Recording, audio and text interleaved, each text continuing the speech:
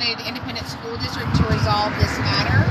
Their son was assaulted by a teacher in the district in September, and I'll read you the parents' statement. So this is Destiny and Rosemary. They're the parents of this little boy. We'll just go over the statement.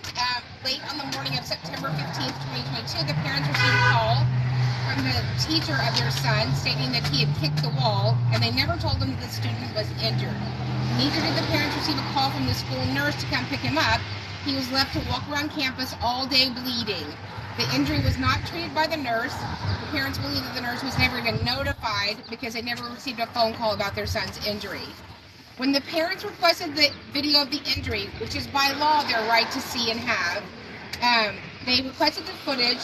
They were told many stories that they couldn't have it. Executive Director of Special Education Tiffany Mathis advised that there was no video footage until the parents were informed by the principal of Arredondo Elementary School that there was a camera in the room, in which she agreed to provide us the footage. After months of consistently asking and waiting for the video, we finally got to view the video for the first time in Tiffany Mathis' office on December 16, 2022. We were finally able to get a copy of the video on January 20th, 2023. When we watched the video, we were horrified that the video was missing some pieces, and when we asked Ms. Tiffany Mathis about the rest of the video, she reported that the video was clipped to show what was important to the incident, and the clip parts were deleted and could not be retrieved. Lamar Consolidated Independent School District deleted parts of the video before CPS and the investigators and the police were notified. Lamar Consolidated also refused to involve the police or CPS. The parents then went and met with Dr. Nivens, the superintendent for Lamar Consolidated, on January 27th, 2023. The parents expressed their concerns to him and Dr. Nivens promised that he would conduct a thorough investigation and follow up within 2 weeks with a proposal to address the effects of the abuse on their son. Dr. Nivens emailed the parents on February 8th stating that he was executing a third-party investigation for all claims to be addressed, and he was going to get the final report on February 22nd, 2023. Dr. Nivens also indicated that Tiffany Mathis would develop a proposal for additional services that could be provided to their son that was abused. At that meeting, Ms. Tiffany Mathis showed up with an offensive proposal, and we turned it down. She claimed that our son is in a better campus now, and his trauma has been reduced since he's doing good at this new campus. No action has been taken on the abuser. The abuser, the teacher, still works at the school district and has not been terminated or relieved of her position or duties, still impacting children with disabilities in a self-contained room. When the parents asked why this person who abused their son and returned him home with a bloody foot was not relieved of her job, they were told this person has rights too. This teacher continues to have access to other children who are potentially being victimized. The parents have emailed the Board of Trustees. No action has been taken by the superintendent as proposed and promised. We sent a direct email to all the Board of Trustees on February 2023. We never received a response. We're now reaching out to the press to help us with this egregious act. We are concerned about the safety of other children. Rose is actually an employee, a treasured employee for kids with disabilities at the school district, but she's very concerned about her job as well. She has been told by staff members at the school district to discuss this with no one, but she's willing to risk the security of her job for the safety of her son and other students. So the parents are available to answer questions. Can you just tell me what happened with your son that day? Well, I was at work. Call from the teacher stating that my son kicked me. And he said, okay, yes, everything is fine. And so when we got him off the bus, he was riding with his foot, right? And I said, why are we walking like that? And the only thing they could tell me was that mommy hurt. And I said, well, what happened?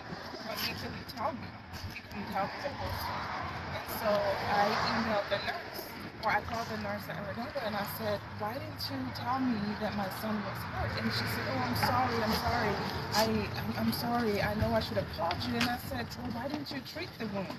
And so she said, it was too painful for him. and he refused me to touch it. And I said, that's when you call the parents. And she said, I know, I'm sorry. And I reached out to the principal at Arredondo, and she said that she was not aware of my son's incident. And then the next story that came up was that the nurse told us that she was not told that he kicked the wall, but she was told that our son used the door to hit himself. And I said, okay, now things are a bit fishy because now we're hearing two different stories.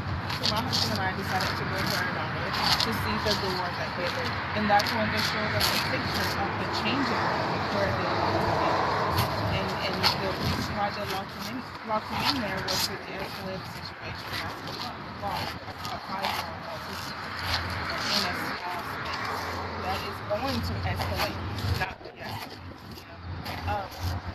And so when they said that, I looked in the room and saw that there was a camera, and I said, I need footage. And the principal said, I'm not the right person to get the footage. No problem, so I went ahead and emailed Tiffany Mathis, executive director of special education. And when I emailed her first response was that there was no footage. And I said, yes, there is. I went to the school, I saw it, and the principal also said that yes, in fact, there is. And so she said, let me check again. And when she checked, she said, okay, we do have it. But there is another student in there.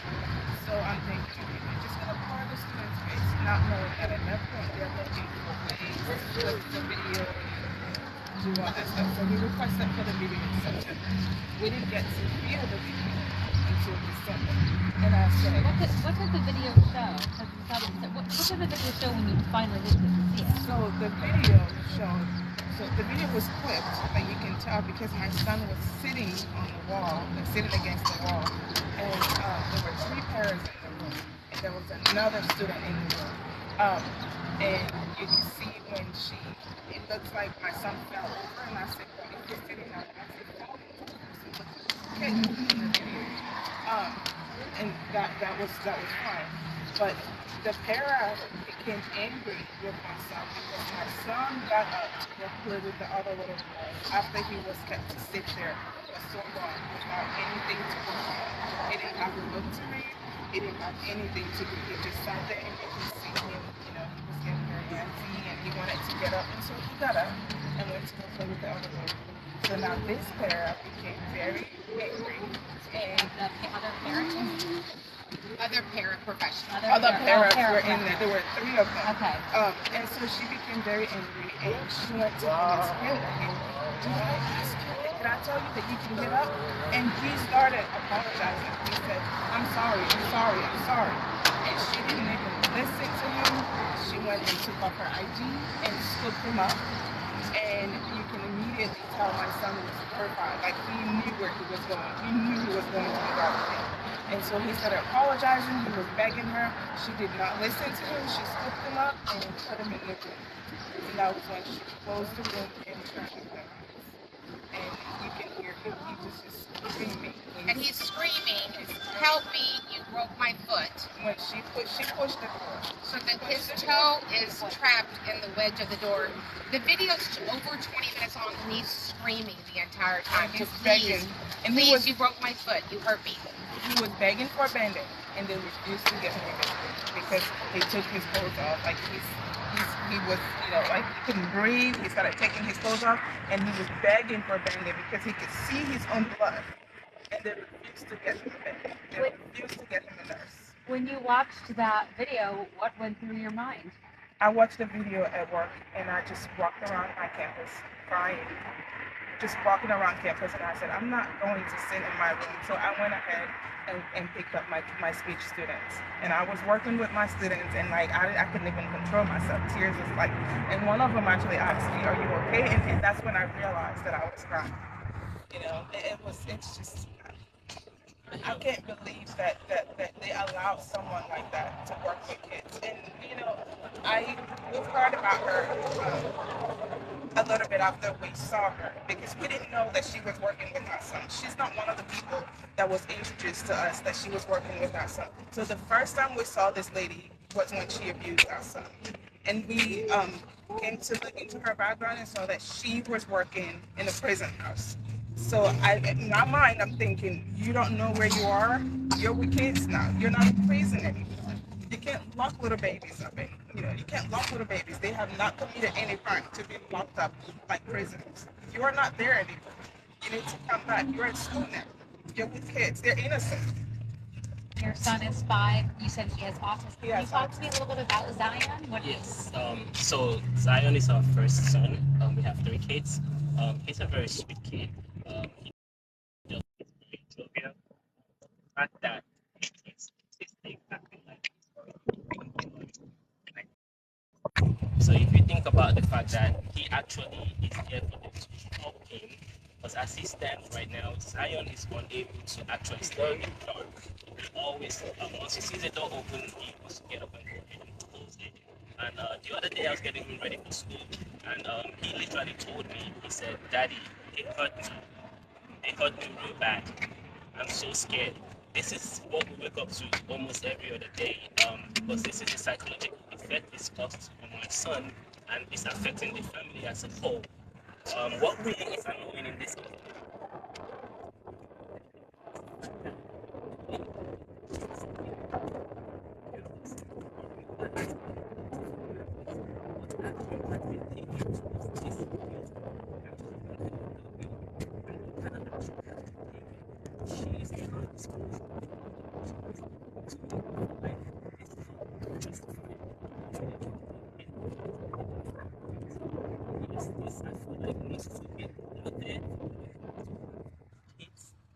that special need that definitely need help. You got to look into the schools your kids are. You have to pay attention to your children when they go out and when they come back. You have to make sure there are no changes, because you're going there in school, you're making sure that they're doing everything they're supposed to do, and everyone in there is supposed to do what they're supposed to do for these kids. As far as you're aware, this woman is still a teacher at the same elementary Yes, school? she's still Yes, there. she's still She's there still there. presently. Yes. And it's a self-contained class, so there's not integration of other people. And whatever happens in that room happens in that room. It's not a regular general ed class where there's in and out. And the fact that she has a locked room that she puts anybody in is egregious.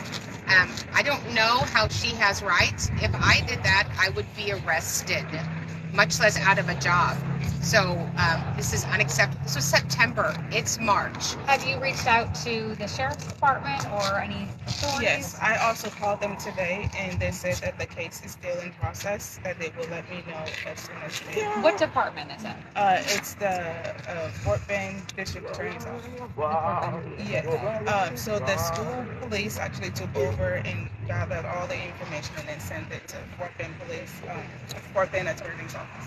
And you are a special education teacher within Lamar ISD? I am a speech language pathologist. Speech language within Lamar Yes. ISD? Yes. So you understand I how do you're understand. supposed to behave, how teachers should behave in the classroom? Yes, I have had students that have punched me, kicked me, and I have not reacted because I know that it is due to the nature of their disability. Your son, do you know, you said, can you see her turn the lights off? How do you know that she turned the lights off in that? And it looks, so it's a small room. It's a like small almost room. flat size. So you can see it, and then you can see when she cuts the light, she turns the light off, and it becomes dark in that room. And that's when he starts panicking, when she turns the light off. What happens, at what point does she open the door? What do you see now? So she opened the door after my son took his clothes off because he's panicking.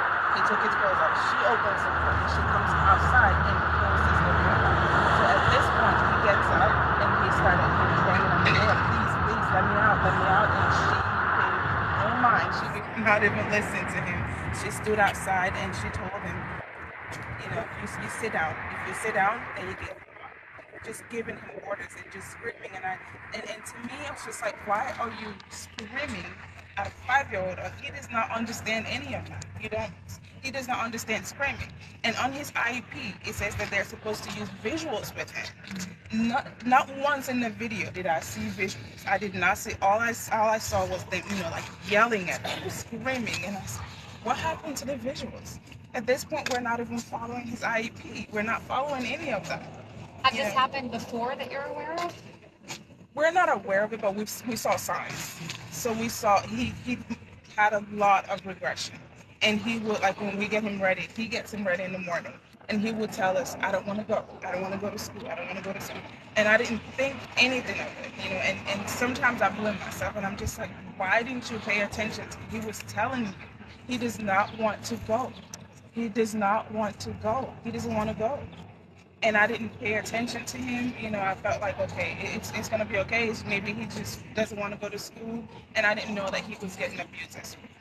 And you know, he just withdrew from his siblings. He wasn't trying to communicate with us. He just sit there. And I thought, you know, maybe because it was changes, we just got into a new house, you know. So I'm thinking, okay, you know, a child with autism, they don't like changes. So I'm thinking, you know, that's what it was, not knowing that my son was going to school every day and getting abused. And I know prior to this abuse, one of the parents did tell me when I came in, I said, hey, I want to see Zion before I go to work in the morning. I want to see how he is when, you know, he eats breakfast in the morning. And he said, oh, Miss Amira, no, you don't need to, because Zion eats breakfast in the room by himself. And I said, excuse me, my son eats breakfast in the room by himself. So at that point, he realized that he said too much. And he said, oh, I'll let you talk to him. And so we had a parent meeting, and I said, does my son eat breakfast in a room by himself? And their assistant principal, Arredondo, said, well, sometimes. And I said, why is he eating breakfast in the room by himself? Well, sometimes when there's behavior. And I said, what kind of behavior? He sits there and throws food at you. Is that the behavior that you're talking about? Well, no. Okay, well, he should not be eating breakfast in a room by himself.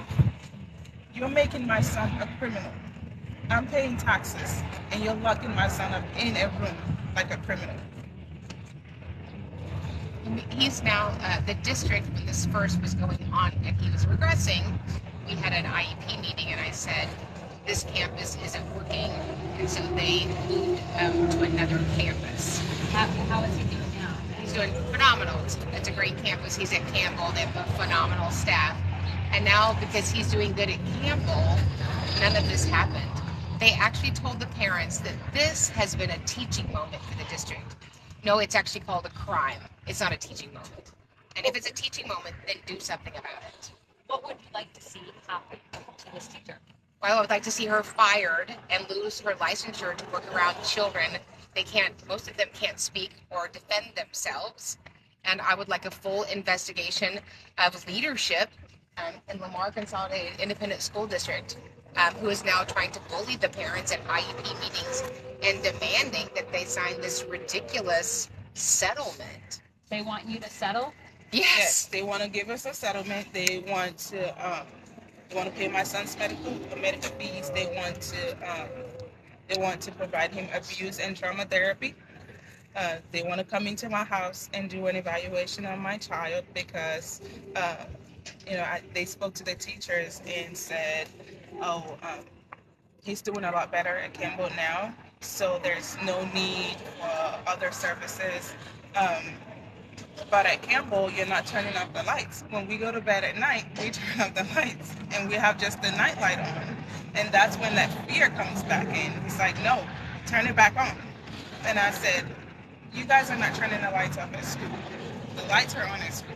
He's scared of the dark because she locked him up in the room. When you have students in the classroom with Lamar LCISD, you have to close the door. So I said, at our house, no, some of our doors stay open. And Zion does not like that because he thinks that door is going to hurt him.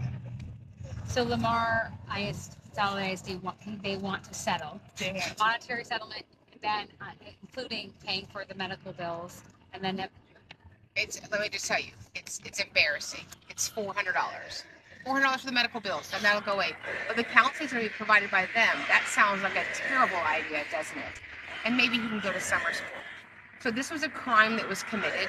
So of course they're not abusing him at Campbell, so he's not responding that way.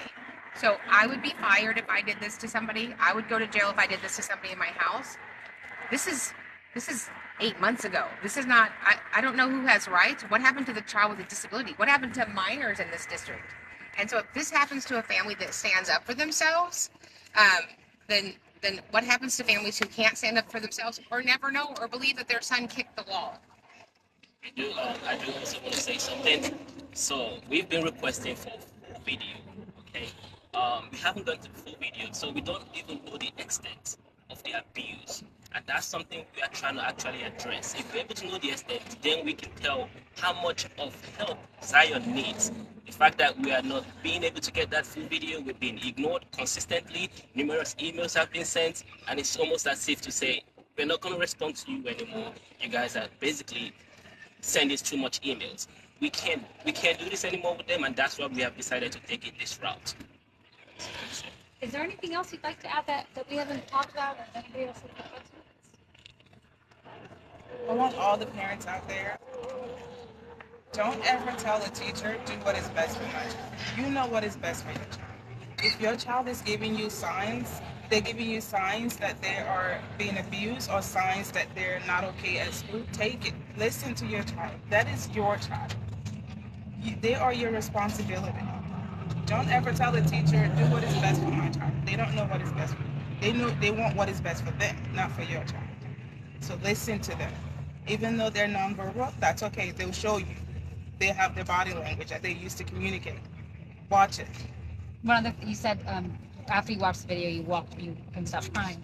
While you were watching the video, what was happening in your mind? We couldn't watch the whole video. I couldn't. I followed him and I was just crying and shaking. I could not breathe. Like I was just like, how can you do this to someone this young, someone this innocent? You know, I've worked with kids, especially for 6 years, and I could not. I couldn't. If someone did that to my student, and I saw you, I would do the same thing that I'm doing. It literally took us 3 attempts to watch the full video because we couldn't get ourselves to complete the video. The first try and the second try was too emotional to actually even think of the fact that somebody would do such a thing to another human being. It's just really appalling and unacceptable. I'm just literally, trying to compose myself, trying to keep my emotion in check. But I still feel like the school needs to do something about this because nothing has been done, and the fact that she's still working there, it still makes me agitated. It just shows that the school has complete lack of concern about other kids' safety, and that's very, very sad. What is the name of it? She is Christina Gibbs. Gibbs, G-I-B-B-S? G-E-B-B-S. Yes. Christina. Christina Gibbs. Yes, that's her. Do you got the parents' name? Yeah, yes, we at the beginning. And it's on the sheet. It has her information and all of that. Sorry. Yeah. Do you give me the? Yeah, Angel will give you one. Oh, okay. So you all saw a copy of it. There's still the original. Yes. We have it. Yeah, we have a clipped. I mean, with the clips like this, usually if they show you a copy, they flip out pieces that you see what's original still exists. We're saying it this way. The original still, of course, the original still exists. It does. And we asked Tiffany Marcus to provide us this video, and she said, I'm sorry, we deleted it and we cannot retrieve it. And I told her, I said, the law states that if there is an allegation that a special education video from a contained classroom cannot be deleted if there is an allegation. You do not touch that video until the CPS have been involved and the police have done their investigation. Have you reached out to CPS too? Yes. Is the CPS going to, did they say they'll investigate? What the CPS guy said, he went to the school and he told them that they cannot lock kids up in the room. They need to remove the camera so that the camera can see inside of that room. So he's put all these things in place. And I've also heard, like in one of the schools, they've actually stopped locking kids up in the room. And I was like, it's a district thing, I'm guessing. Why are you locking these babies in the room? Why are you locking them in the room? They don't deserve that. And then we'll release the videos to you and all the pictures. The video, God bless him, I tried to watch it twice. I couldn't listen to him he's screaming, please help me, Redfoot, the whole time. How are you going to be sending it via email? Or? Yeah, if you'll just, if you want to just text me your email? Yes. Yep. Okay. Yep. Actually, someone responded to it earlier. Yeah, it was me. Oh, okay. You were. Yeah. Yeah. Yeah, if you'll text me your email, we'll get you the email. Yes. And then do you have an email? And if we can get our You're son's fine. face blurred in the video, please. Absolutely, yep. Have I been in contact with who? Probably for another story, but yeah. Yeah, I'll get it to you. I'll get my assistant to send it to you. Yeah. It was from, you probably got an email from us from Alicia Cox or Sarah Bartley.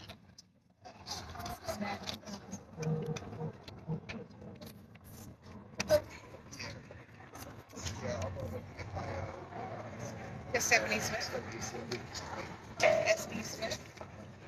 S.T. Smith. Yeah, I'll send all that at APRC.com.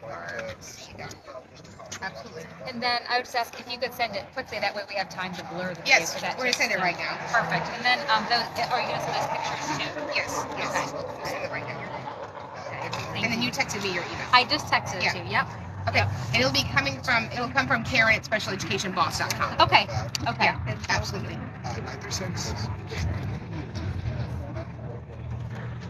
Oh, you can talk to whoever. Yeah.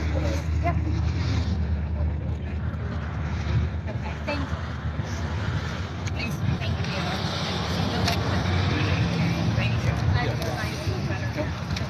Can you go? I have a 5-year-old. Oh, really? Yeah, I know this. Sweetest age.